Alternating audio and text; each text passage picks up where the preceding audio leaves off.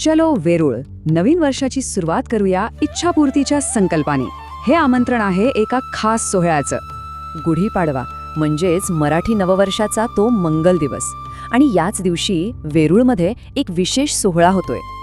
हा दिवस आहे विजयाचा, नवनिर्मितीचा.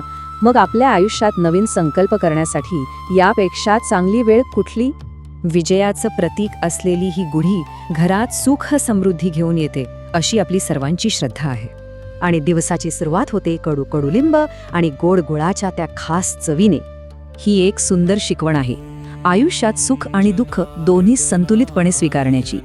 या उत्सवाला एक मोठी आध्यात्मिक किनार आहे, ती म्हणजे जगद्गुरू जनार्दन स्वामी महाराजांची परंपरा.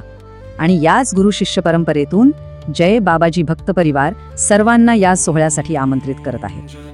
तर अमावस्या आणि गुढीपाडव्याच्या शुभ मुहूर्तावर आपल्या इच्छापूर्तीसाठी एक संकल्प सोहळा होतोय.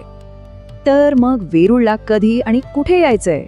हा आहे इच्छापूर्ती संकल्प सोहळ्याचा संपूर्ण तपशील.